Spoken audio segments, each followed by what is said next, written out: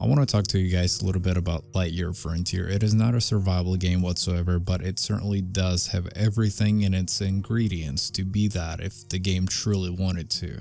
Why it hasn't happened yet and why the game still to this day has no threat of any sort is mind-boggling to me. But nonetheless, maybe we could get that in the near future, hopefully, especially since the game is still in early access, which means anything is technically still possible, as long as developers listen to their community, that is.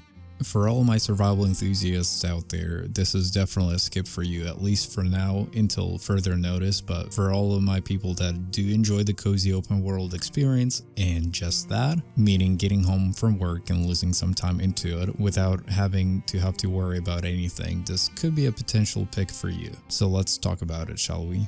Lightyear Frontier has been heavily inspired by the same idea as the Planet Crafter. You crash on this abandoned planet by society, rebuild your Mac from scratch and use it to restore life on this alien-like planet. And earlier when I mentioned the word society, I didn't necessarily mean humans either, as you can gather. Anyways, as you restore your big and most certainly harmless Mac, once again because there's no threat of any sort, as I previously mentioned, you basically use your Mac as your only lifeless companion to help you restore this alien planet.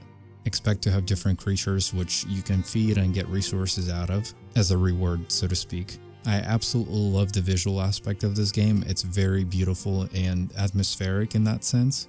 Your Mac is also extremely useful and detailed. You can get tipped over by climbing a very steep hill. You can attach different attachments to it and use that to utilize your workflow. Recently, we got an update where you can fully transform your Mac into a fast-moving vehicle as well, which is very much needed. You can build and decorate different structures in this game and focus on having a little factory-like environment around your base. Obviously, on top of that, you're focusing on growing and restoring your life on this planet. There also seems to be a backbone story behind this game, which you get to discover along the way. You can also customize your Mac in multiple different ways as far as cosmetic changes go. Basically, just like I said, Lightyear Frontier is a pure definition of only a cozy game.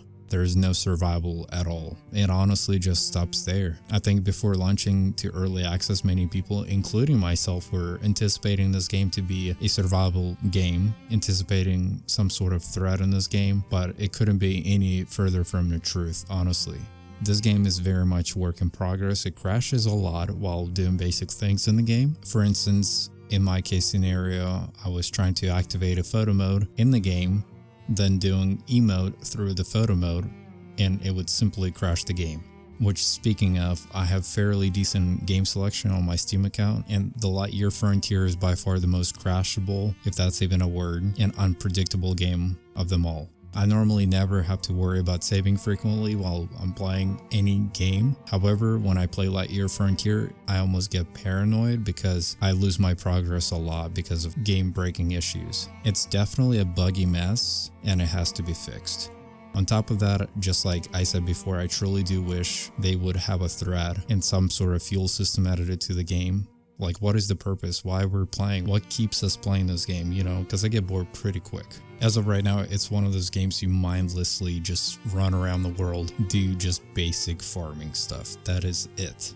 Some of the things I would recommend, maybe make environment play a huge part in this open world, whether the temperature gets dangerous and requires extra work from the player to make sure that your crops don't get affected by the danger around it. Your Mac has to be running on some sort of fuel system, whether it's solar or something you actively have to produce in order to keep your work going. Have certain wildlife attack your crops and you have to protect them from that. There's so much empty space in this game and it feels lifeless, although there is wildlife present in the game.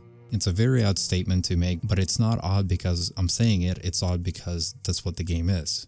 Think of Satisfactory. This is the best example in what they have done with their approach to this. It's a factory-based game. It was never meant to be a survival game. But even they have a danger in the game, whether it's coming from misplaced machines or, once again, the creatures that share the world with you, they are being hostile towards players. That's all it takes. Just make certain animals hostile. I will keep my eyes peeled on this game for long term. For now, it will be completely uninstalled, but I really hope they make that change and make it more engaging for us players.